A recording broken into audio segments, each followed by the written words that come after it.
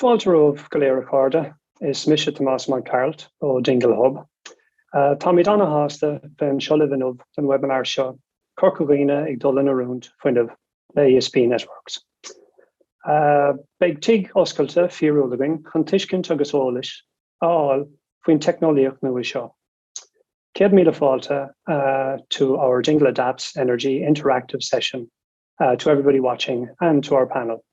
This is a webinar setup, so anyone watching, we can't see you, but hopefully you're there and we know you're there, and you can add questions in Q&A.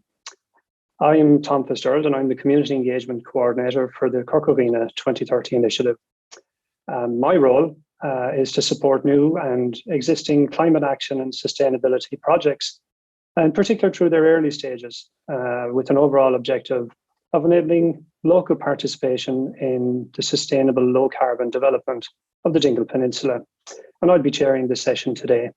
Also, just a shout out to SFI for their support for this initiative.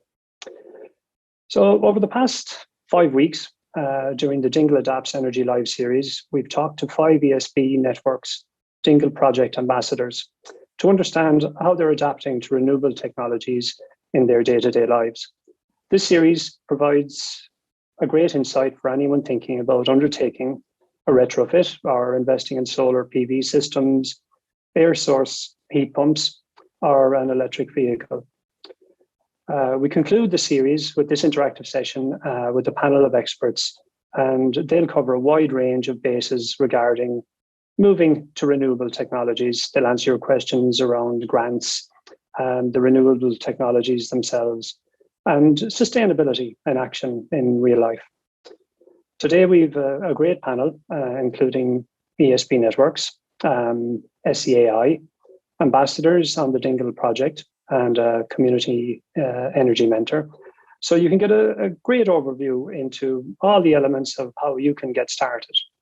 We'll bring up questions that have come up over the last 5 weeks, as well as live questions coming in on the Q&A today. So feel free to pop a question and we'll address them in the last 15 minutes. Maggie's also on hand to raise any relevant questions as they come up. So that's enough of me talking. What I'd like to do now is to ask each of our panelists to give a short introduction, what their connection with the project is, and an overview of what they've been involved in. And I'd like to start first with Ciaran McElligott. Thank you, Tom. Hi, Tom. How are you? Thank you for having me today. And hi, everyone. My name is Ciaran McElligott and I work with ESB Networks, and I'm the Community Engagement Manager for the project. And this project, it's one of our flagship innovation projects, and it is looking to understand how the electrification of heat and transport will impact on our network. So we're working very closely with the local community who will be testing and trialling a number of renewable energy technologies on the network. And the results of these tests and trials will then help inform us on the design of a resilient low carbon electricity network for the future. Also looking at putting devices on the network to enhance the reliability. And this is really important when you consider the government targets laid out by the Climate Action Plan for 2030. And as society becomes more and more important, more and more reliant on electricity to keep their homes warm and their houses or their cars on the road. So my colleague Ciaran will talk a little bit about those trials. But for me, in my role, I have responsibility for the engagement strategy for the Dingle project. And I guess really this is the most important thing in this is about building strong relationships and building trust with the community and with our key stakeholders. And while the project itself it's a predominantly technical project, we are taking the opportunity to look at the behavioural side of the project also.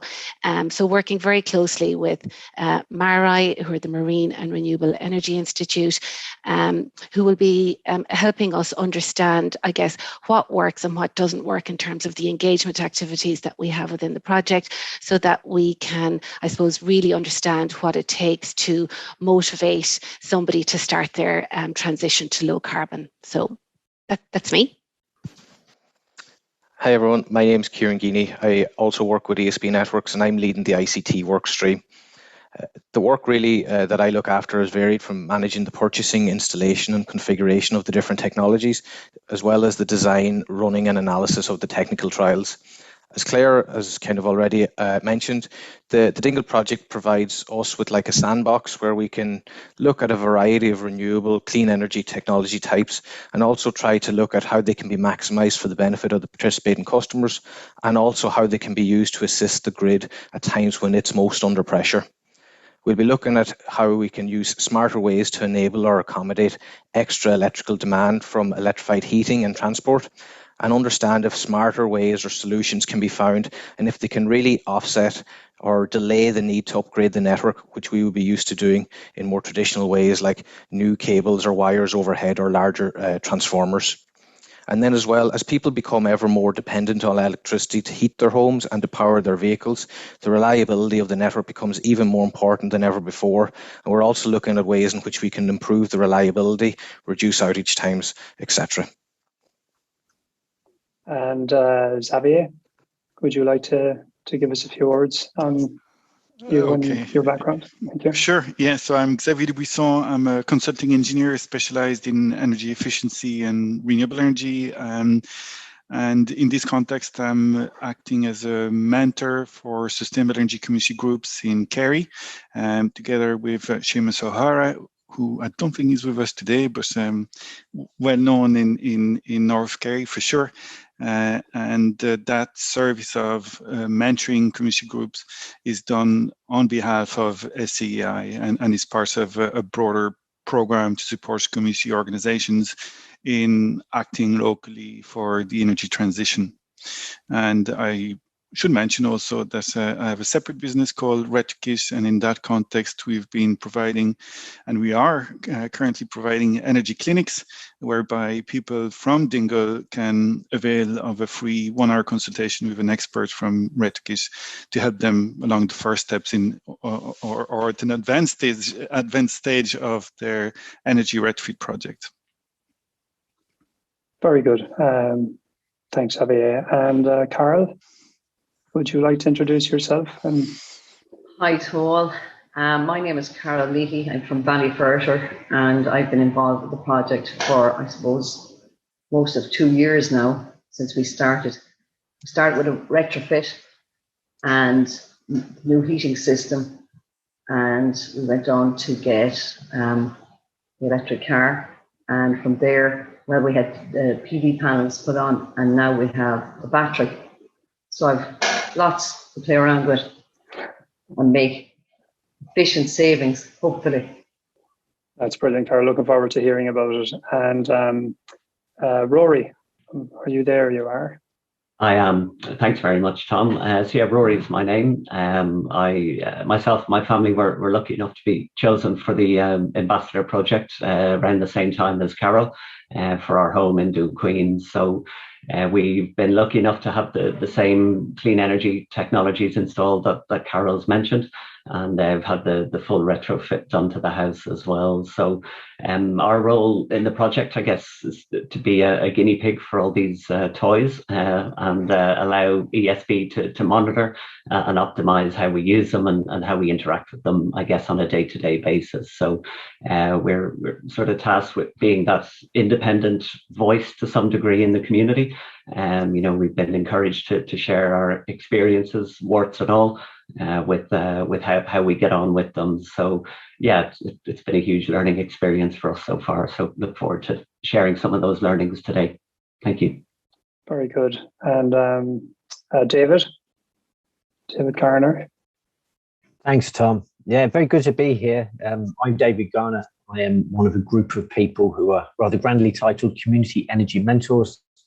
We're a group of people who all live on the peninsula and who were lucky enough to attend a training course run by the Dingle Hub. The idea of which was to give us a good overview of a variety of renewable energy technologies around retrofitting houses, putting solar on your roof, understanding the technology, understanding the bureaucracy, how to get grants, etc., etc. So we as a group, we've had that overview, and the intention is now that we will work to support Dingle 2030 by working with people in the community, giving sort of high-level advice, maybe sharing the stories on what we've learnt and generally helping promote the energy transition. As a group, on the back of that, meeting from that, we're also exploring the possibility of community-owned energy on a small scale as well. So that's an area of work we're still looking at. Brilliant, thanks, David. And Maggie, would you like to introduce yourself?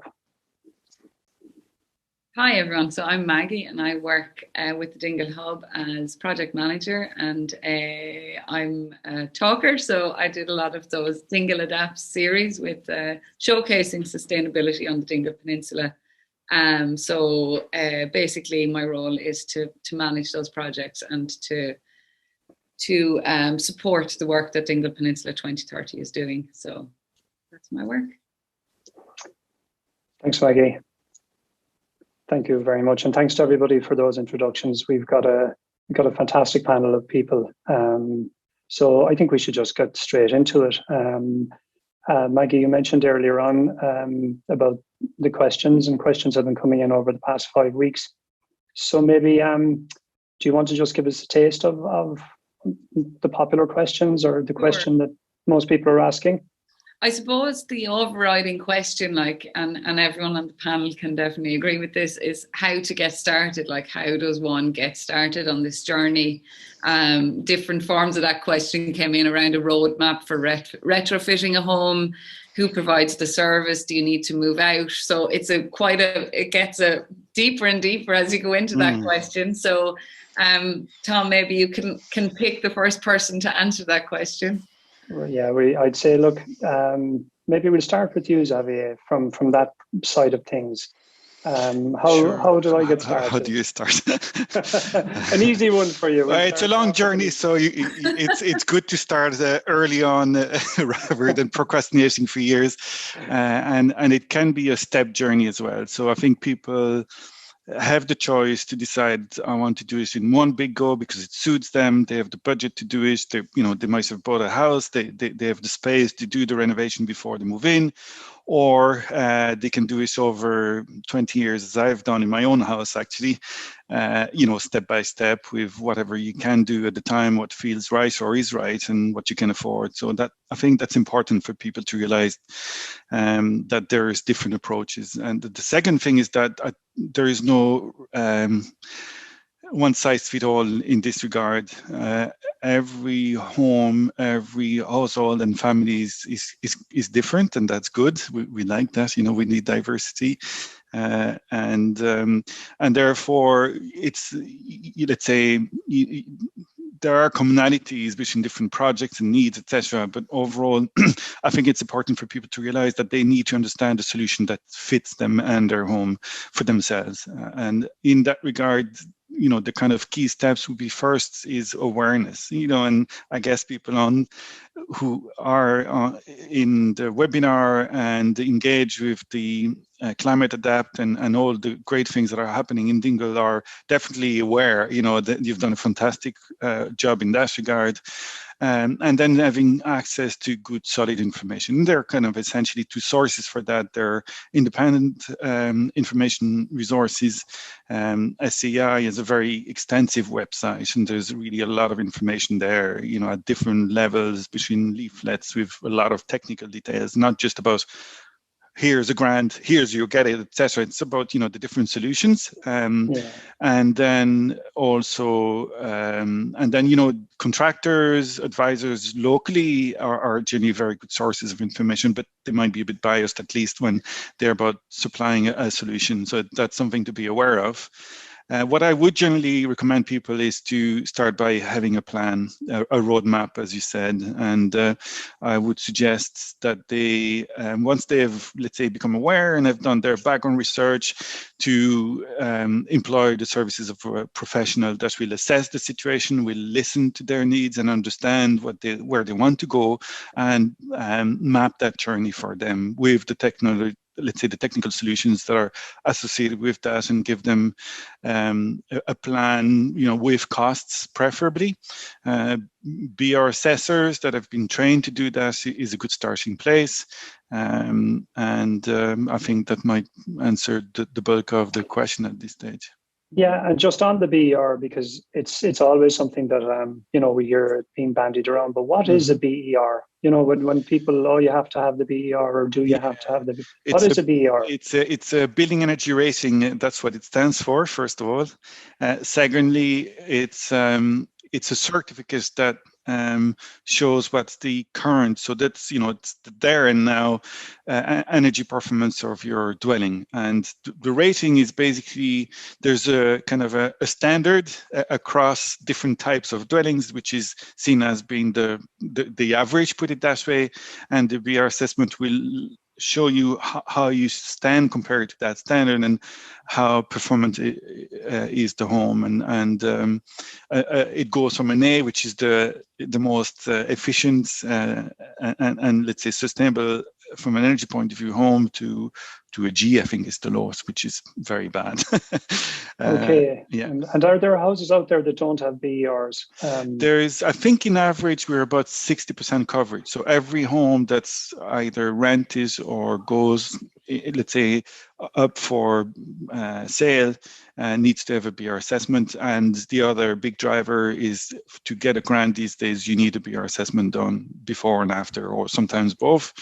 So, there's a very large cohort of homes that would have a BR assessment. It's quite easy to get at least an idea of what's the rating if you plug in the MPRN number into the national assessment database in SCI, and you can then find out if there's a BR assessment done for your home and what's the current situation. That might be a starting point. Very good. And if I could go over to you, David,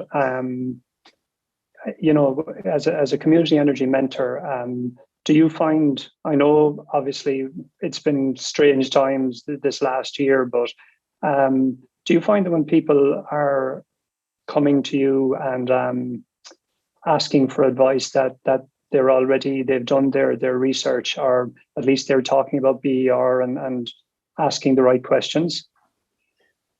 Yeah, I think that's mostly correct, Tom. I mean, as you say, it has been strange times. We were hoping to do a lot more public events, but obviously with COVID, that hasn't happened. But a lot of people who are very keen, they've obviously started to do a lot of research, so they might have very specific questions on okay, what type of heat pump should I use? Should I be looking at an air-to-air heat pump, or a water to air heat pump? So you get the very technical-minded people who've looked at that. Then you've got people who really just want to know, where do I start? I looked at this website with SEAI. I can't make head nor tail of it. Do I really want this technology? How warm is it going to be? There's a lot of behavioural questions as well. And I think my overall advice there, I think Xavier gave fantastic advice, is to start just thinking about what you want from it. Start to have a look at those websites, but obviously you can ask people at any time. You'd be amazed how many of your friends and neighbours may have done this already. One of the things we were quite interested to see was on the training course we went on. Obviously, we went to see a lot of the houses, such as Rory's, that from the ESB Ambassador Programme. But we also went to meet a variety of other people who'd already just gone ahead and done it. And when they were doing a new build or retrofitting, they'd put the insulation in, they'd put solar on, they'd put in a heat pump. Speaking to people who've had these technologies and asking them, what the pitfalls were, what they do differently. I think just getting those stories from people, that's a fantastic way to start educating yourself. No, that's very good advice. And even, Rory, maybe if I could start with you, the DSB initiative, it's been a fantastic initiative. But prior to that, was this a journey that you had started traveling on? Were you going down this road from an energy perspective?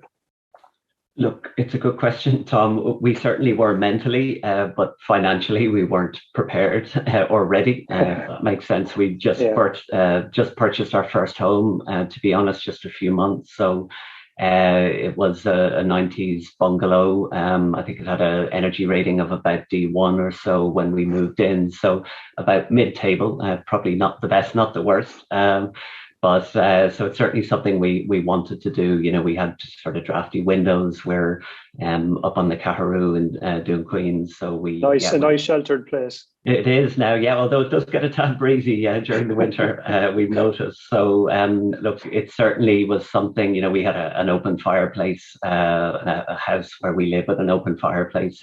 You might as well have the front door open, to be honest. So, look, it was certainly something we wanted to do. And obviously the timing of the ESB project couldn't have been better for us.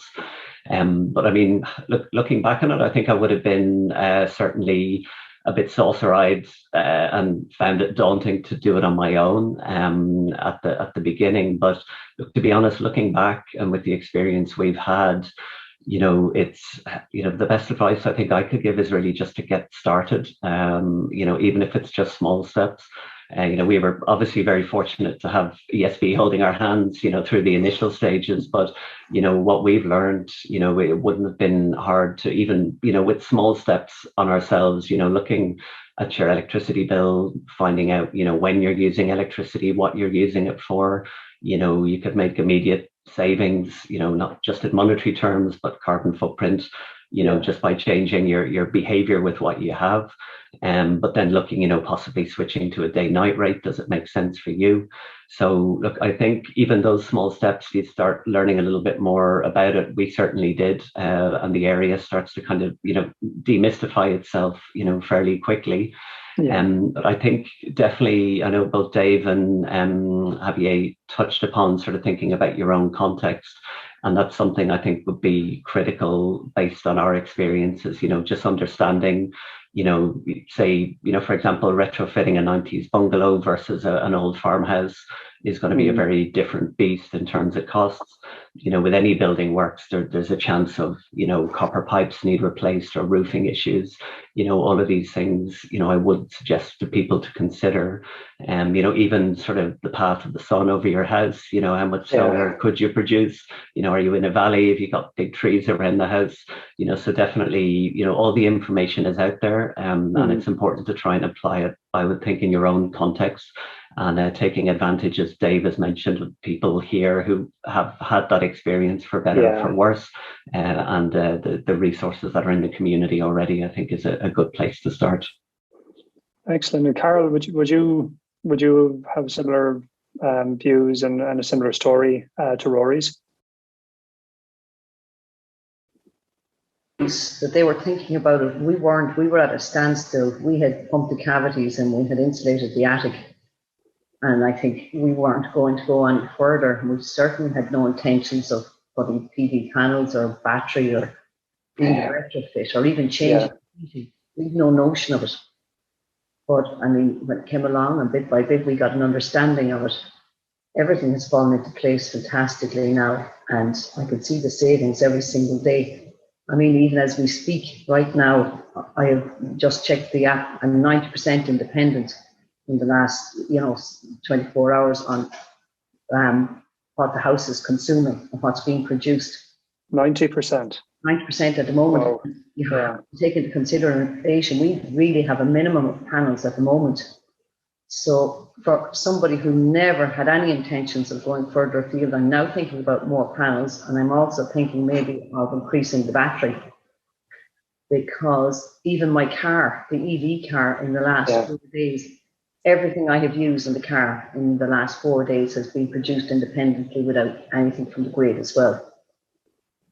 That's fascinating. So you've gone the full circle. Like when you think about it now, you're 90% independent, and you're looking at even going down the road further with increasing the number of panels, as you said, and the batteries, etc. Yes. Now so I wouldn't be 90% independent every day. Every day, of course.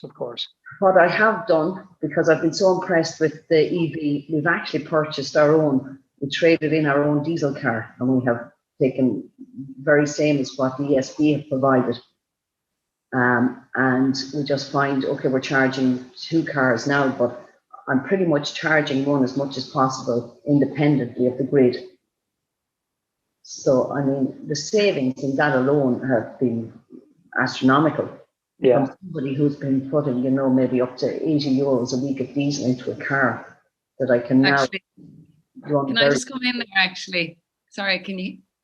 That's one of the questions that surprise, surprise, it's all about money. What's the payback periods and what you see? I mean, obviously you've had the technology in for a year or so, and different technologies at different times.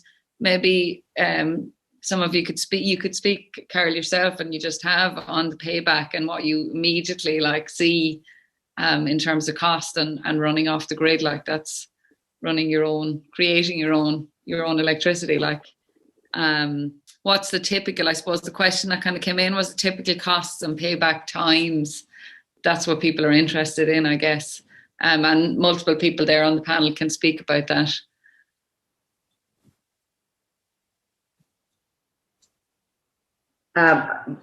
You're putting the question to me, Maggie, are you? Yeah. All right. Well, to be fair, I don't know very much about the costings of anything that went into the house, but what I can see is just pure payback all over the place. Yeah, I haven't spilled 1 ounce of energy back into the grid since only one day since I got the app in, and now I can see what's happening. And it just happened to be a day I was away and I couldn't find anything else I could possibly put on at home. But yeah, anything now, once I see my battery going to 100%, I spill it back into the car or I turn on whatever. But when it comes to money and the financial savings, I can see it now. I couldn't see it initially. But I can honestly say, without a doubt, we're saving anything up to €80 a week on one car, not to mind the second car from the ESB, what we're saving on that. Plus, the ESB bill is now what I'm concentrating on, because initially I wasn't really sure about it and I didn't have a hold on it without the app. But now that I can physically, stop and demand as I please, I see great savings there as well. There's been a couple of days where I have got 90% independence from personal production from the PV panels and the battery that has filled from them. So to me, it's save right now. So I suppose, like if you're saving this much in the summer, what does that, you can predict what might happen in the winter, I suppose, or what your expectations, and please, anybody from the panel can jump in there on that as well. Whoever. Don't be shy, lads. Yeah. No, but Carol, do you want to speak about your experience during the winter?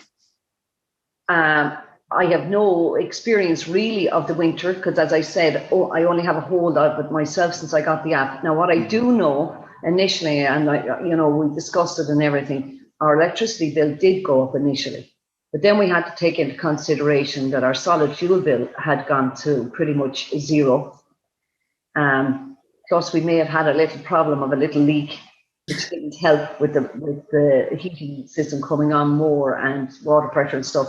But I think that's been ironed out. And I know that it seems to be consuming a lot less electricity. Now, I know it's the summer months and we don't need it as much. But I mean, I will update the space as I go along. Yeah. I presume what I will do eventually when I'm given control of everything myself, that I will watch it and I will fill the battery from the night rate electricity. So that'll give me a head start every day in the winter, even if the PV panels are producing very little. So I can see how I can be more cost, that I'll be more aware anyway, and I'll do everything I can to reduce those. Claire, did I see your hand up there, Claire? Yeah, and look, I'm just going to talk, Xavier. You probably know a lot more about the grant funding and Dave than I do, but just looking at like an average retrofit, and I think that's what people really want to know, is how much is a retrofit going to cost me? But as both, like as Xavier said earlier, like every home is different. So the average retrofit, and correct me if I'm wrong, I think it's between 30 and 70,000. But again, like if you're taking an older house that needs a lot more work, like that can run much more than that. So I think it's going to be quite challenging to answer that until you get the energy assessment that Xavier mentioned earlier done as well. So I think if somebody is seriously interested in undertaking a retrofit, like all of the things, it's brilliant to see that what's coming out of our project is aligned with what the energy mentors are seeing, what's happening with the ambassadors, and also what Xavier is seeing as well. It's like, do your homework, try and understand the technology, talk to people who have the technology, get real experiences, because I know a lot of us, when we're talking to suppliers, you do feel as though you've been sold something, but like we've got energy mentors, we've got people participating in our trials with a various range of technology. So definitely reach out if there's something in particular that you want information on. I think in relation to the solar PVs, like the solar PVs are quite a passive system, so you really have to be on your game to get the value out of the solar PVs. Typically, if you get your solar PVs and you're watching and you're using your energy during the day and you're not spilling back into the grid, you can get up to, I think it's between 10 and 15% an energy saving on your annual bills. But again, if you buy solar PVs and you just let them sit on the on your roof, and you're not kind of watching what's being generated, you're not plugging in your chargers, or you're not turning on your washing machine during the day, it's just going to spill back into the grid. I do know that there's going to be feed-in tariffs, and I think they're due later on the summer, but you will never get the value for your kilowatt hour. You're better off using it than spilling it back into the grid and getting paid for it in that way. So again, the cars, the EVs, they are expensive. They're more expensive than the diesel. Carol, I think there's like a competition going on in our WhatsApp at the minute to see who can clock up the highest number of kilometers per charge. And I've seen like people getting 480 and nearly 490 kilometers out of a charge on a day-night rate that's equivalent to about 550. So like that's, taxes lower.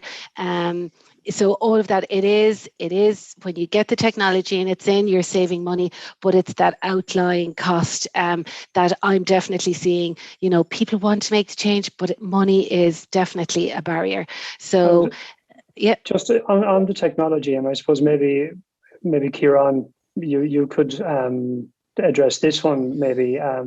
Do you have to be a techie person, to have this technology in your home or in your business, or and then we can go back to the guys again and ask them like how they found it. But from your perspective, where you are, do you have to be a techie person? No, you don't at all. You don't have to be techie to have these types of technologies in your home. Many of them, like the solar PV or the battery systems that Carol spoke about, they'll be installed and set up by your local electrician or electrical contractor. And in a lot of cases, you never really have to touch them after that. But there are things like the EV chargers that you can get nowadays that have mobile apps where you can set a timer on them with your phone or have them charge at certain times of the day to align with maybe the cheaper night rate electricity. But again, there are other simpler, maybe cheaper EV chargers there on the market as well, where you don't have to be into your mobile devices or your tech to operate them. I suppose having that little bit of smart technology built into them and giving you that information, as we've seen there from Carol, having that info in her hand has really made her aware of what energy she's using and how to maximize the devices and the technology that she has. Typically, a lot of people would have solar PV, and during the day, a lot of that energy goes unused. But okay, with the battery, it's being stored. Any excess beyond that, Carol is able to use her systems to be able to charge the car for free. So, but that's on I suppose one end of the scale. You don't have to be a tech nerd to get involved and to make savings in terms of costs and carbon. But if you'll be able to learn and pick things up as you go along, there's huge benefits to be gained that way as well. And Carol and Rory, obviously the information in your hand on your phone, that's a huge benefit. I might start on that one, Rory. Sorry. to be honest, I think most of what came from my PV panels for the last year and a half have been spilled back into the grid. It was actually only when I got the app that I realised, hold on, there's an awful lot more I can do with this. I feel, yes, there's been an awful lot wasted without the app, but now I have it. I'm on top of it. Very good. And Rory, yourself? Yeah, my experiences are similar, to be honest. It's very intimidating when these technologies go into the house. And, early on, we were panicking about the day the ESB leave, the project finishes, and we have to look after them on our own. So, but they really just sit there and tick away. By and large, you wouldn't even notice they're there, to be honest. The guys have said the solar and the battery management system, just work away in the background. The heat pump itself, it's literally just an up and down arrow for the thermostat, and there are other options to control it in there, but on a day-to-day basis, that's all you need. And I mean, you rarely need them. At the beginning, I guess the big change with the heat pump is that it's a bit different from an oil burner, where the oil burner, you get more instantaneous changes in heat. The house is cold, you crank up the thermostat or the immersion, and the house is warm half an hour later. But the heat pump would be much more gradual than that. It would take the house a few hours to either go up or go down in temperature. But I mean, after about a week, you've got the hang of it. And once you find that comfort spot for everyone in the house, you barely need to touch it through the seasons, to be honest. So it's been very, very straightforward. And just learning now how to optimize them all together, through the app has been the fun part, and probably the more challenging part at the moment that we've had so far. But again, you pick it up so quickly, and it, dare I say, you start getting obsessed about it. And I was putting on a wash just before the webinar because there was like a 2-hour sunny spell forecast this afternoon. So you're kind of running around the house a little bit. But we'll have another app, I think, from ESB soon that will sort of intelligently shift the power sources around the house. So I think even that will be in the hands of technology much more competent than I. So it's been fairly seamless, to be honest. It's good. So the behaviors are changing. You are like, changing what, you're the likes of, I think it was Denny that said about putting on the dishwasher during the day, It's been a lot of things like that. Even simple things like the kettle. Now I can see the spike in electricity when you boil the kettle. And I don't know if anyone has the same experience, but I used to boil the kettle about 9 times before I actually got around to making that cup of tea. So, even simple things like that now, you can kind of see, the day-to-day impact you're having, and, very simple changes in that. So, yeah, definitely seeing becoming. Very good. And David, if I could come to you, because you spoke about the community and energy mentor and the training, and how many mentors have we now here on the peninsula? If everyone's still involved in the group, we're around 12. Different people will want to stay involved to a different level, I think. So, but there's probably at least somewhere between 6 and 9 who are still very keen to do public events and stay involved in that. And all of them with different backgrounds. Some people had already been on this journey themselves, had their own heat pumps and solar. And others were interested to understand how they could retrofit their houses. So we've all got a little bit of a different sort of specialised interest, you could say. But yeah, so we're definitely keen to get out there. When COVID willing, we can actually meet people, and whenever we next have a hub event, something like that. And we'd like to learn what questions people really want answering. What are the top sort of questions? So from that basis, I guess there'll be an info email for the hub flashed up at the end. So if people do have questions, start sending them through, and we can start preparing ourselves to be ready to meet everyone. Oh, that's very good. So, and absolutely, I mean, you see a bit of a movement starting, from a community energy perspective. And you mentioned as well the feedback, and you guys, when you were doing your training, how you were able to go around and to look at the different jobs that people had done on their houses. So you have a lot of knowledge there, and you can direct people, towards that particular type of a house. It's a bungalow, or it's a farmhouse, it's a stone house, it's semi-detached.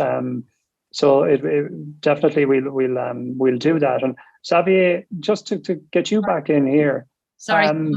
Sorry, I beg your pardon. Go on. No, you're okay. I just wanted to come in on a question that's just come in there, and it's very pertinent to what you're talking about. Oh, great.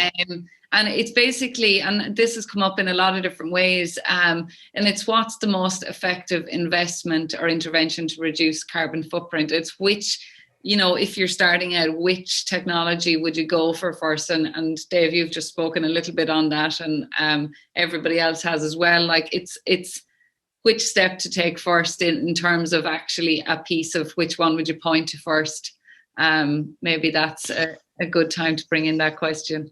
Yeah, Maggie, I'll just say what we were taught on our course all the way through. It didn't matter who the trainers were, where they came from, whether they were people who put in solar, whether they were people who did retrofits. And everyone we spoke to said reduce your energy consumption, and that sort of starts in your house setting. That's about insulation. Make sure obviously the windows, the doors, everything sort of double, triple glazed, whatever the standard is. The insulation, the roof standards now, I can't believe how much they've changed. I spoke to my father-in-law and he's like, no, I had it insulated in the 90s. I said, yeah, now they want double the insulation up there. So reduce your energy usage is still the key message. Yeah, I agree. That's very important before you start having discussions around tech and energy supply solutions. Reducing your demands, insulation is an important aspect of that. And there's very simple things that still can be done in the majority of homes, including pumping the cavity or insulating the attic and looking at your hot water tank. Is it properly insulated? Is the pipework in the hot press insulated? There's plenty of low-hanging fruits like that, and that are low cost. And the first one actually is behavioral change, where you thought maybe less wasteful approaches to doing things with energy, and that's no cost, generally speaking, So I think, and for heat pumps, for example, if you stick a heat pump in a leaky, uninsulated home, it's very likely to be a disaster. And so it's important to achieve a good standard of insulation before you switch to your heat pump system. Generally speaking, it's important to change your light bulbs to LED bulbs before you install solar panels, that are producing most of their electricity during the summer when you need least lighting. And that kind of thinking needs to come into play as well, is to understand what these different solutions can do for you, and what suits you now. Do you need to change when you change your oil boiler is a good time to start thinking about this. If you have a brand new oil boiler, well, maybe there's a different option to look at. Mm-hmm.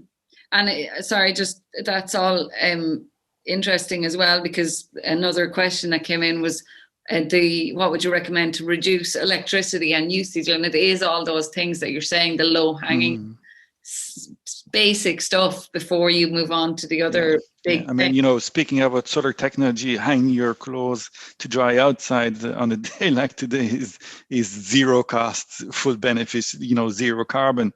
And for example, we replaced our tumble dryer when it packed up with a heat pump version of that. So it's really very, very efficient. And the payback in our family is enormous with that, because we have so many washing machines going that in the winter it really saves a lot of money. And the outlay was maybe an extra €100, say, on the purchase cost. So.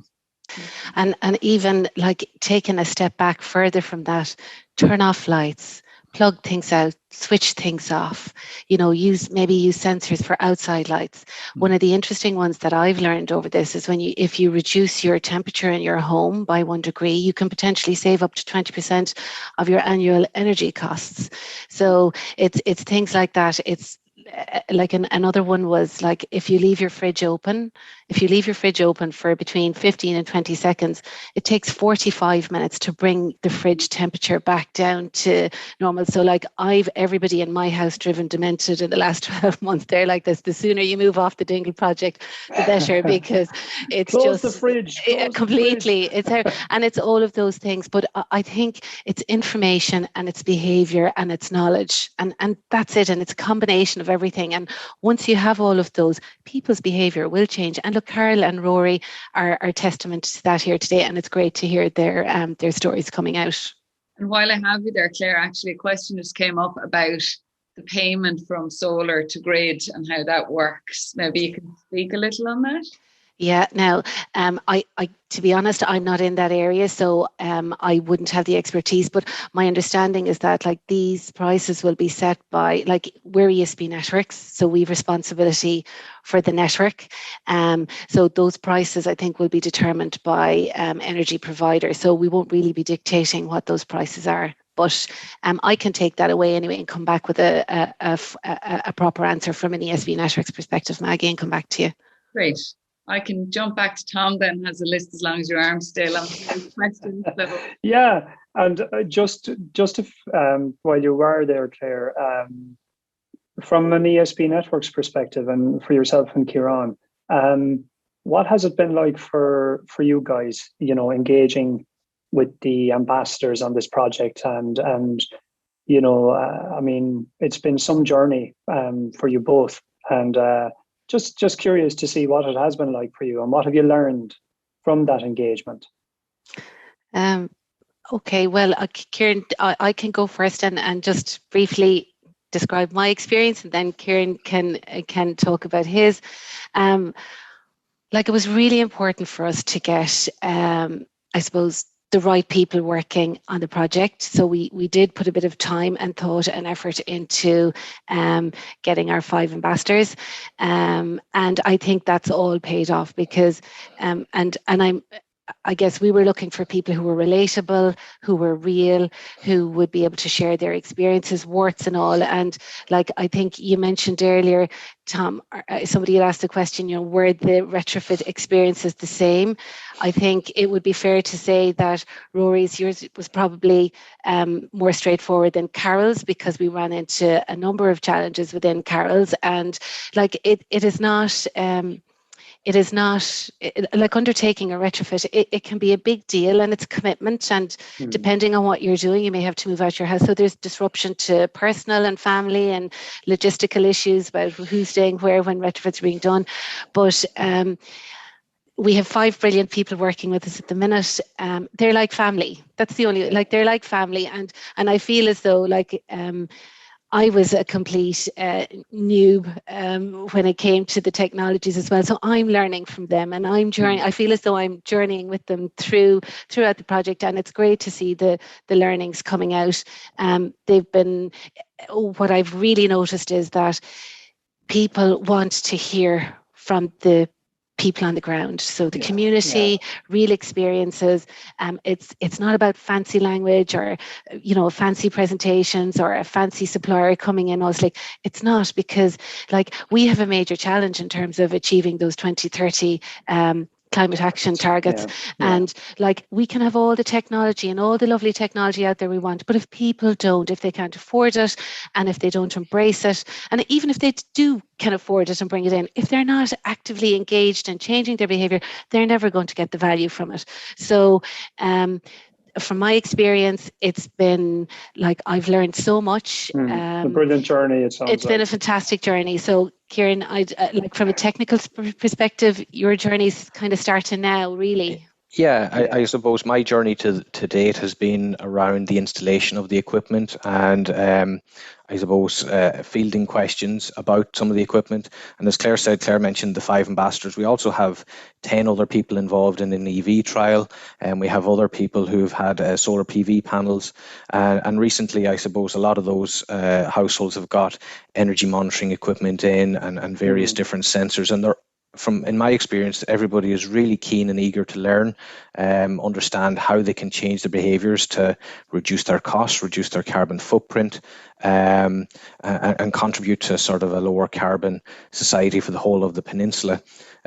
Carol, like as an example, has questions as long as your arm around the different technologies and how to get the most out of it, and has been making suggestions to us as to how we could configure our trials to meet her needs. An example she gave there was about using the nighttime rate to charge the batteries, so that because she might use an amount of energy in the morning and things like that. So we've been learning an awful lot from our ambassadors, from our other participants throughout the trial, and it's just been a really great experience to be working with them all through this process. Very good. Dinny is another example then.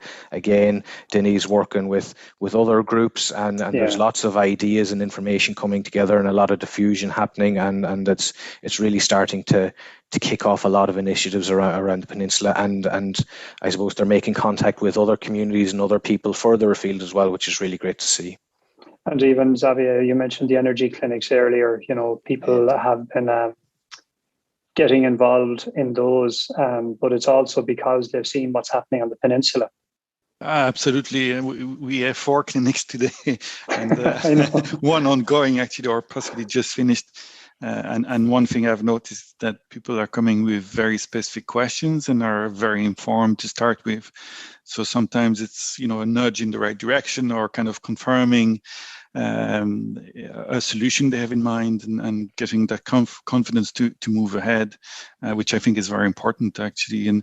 And what's fantastic to see in Dingle is the kind of peer-to-peer support that's there, and that's radiating outside of the peninsula. I mean, there's 25 sustainable energy communities in Kerry, and I do believe that they're well connected and exchanging information and spawning new groups as it is. So I think it's Kerry is very, very well placed, and Dingle leading the pack in that regard to enact the transition, generally speaking.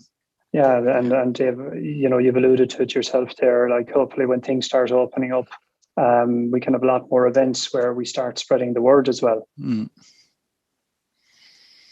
Yeah, and I think the work you're doing, Tom, in terms of capturing the questions and sharing information, etc., in different forms and using different media is important. It's getting that information to people from where they stand. That's very helpful. And the role of the mentors is fantastic in that regard. Yeah, absolutely. We'd love to be meeting people face to face at any events when the hub starts to host them. Just to start sharing those stories that we've learned, and picking up on anyone else's stories who's been through this already. We're very keen to do that, and we do think just people talking to each other. As Rory and Carol have said, there's a little bit of a behavioural change. There's some learning to do. It's not the same as just turning on the oil burner or putting on the fire with the briquettes. There's some adaptations to how you have to manage your life depending on what you're changing your house to. So there's all of that, and we'd like to understand more what we might be able to take away and do as a group. That I think I mentioned at the start, we're looking at community-owned energy. Are there any other projects we could do if you're looking at retrofitting? Can we get a project off the ground where we look to retrofit 20, 30 houses in one go? You could imagine we could find people who've all got a 90s bungalow. Okay, then if we get one contractor in to do that, I think we should get some cost savings, because that's the big issue, is how much money this costs people, and we've got to find ways to reduce that cost for people. Otherwise we won't make that transition. Yeah, and it's important to note in that regard, that there are grants available, and typically they cover maybe a third of the cost involved, and that's already a good starting point. And as you mentioned, Dave, there's the opportunity to move to work together collectively as part of a project, and there are grant schemes to support those types of initiative where there are, let's say, additional funding streams that might help the coordination and the project management aspect of it, which can bring in that kind of support, let's say technical support you'd need to get a project off the ground, and really achieve impact at scale. Can I just come in there in terms of, as you say, like getting the project started and getting out there? Like the question is coming in again and again around the how do I get started thing, and maybe if Rory and Carol could maybe give, we're near the end of our hour, so maybe Rory and Carol could give their sort of last piece of advice to someone who's just on the point, on the verge of getting, insulating their house or looking at what technologies they should get in. Dave, you can also speak on that. Maybe would you give maybe Dave, do you want to start and bring Rory and Carol in then? Yeah, I think obviously the starting point is depending where do you live. If you're talking about your house, is it new? If it is, what's the BER? If it isn't, you're going to start to look at what retrofitting work you need to do before you start thinking about generating any electricity. I know there's been a few interesting questions around solar and the feed-in tariff you might get. The government have been pretty smart there, that they're only going to pay you for a maximum of 30% of the solar generated. You've got to use 70%. And even then, your house will still need to be a very high level BER.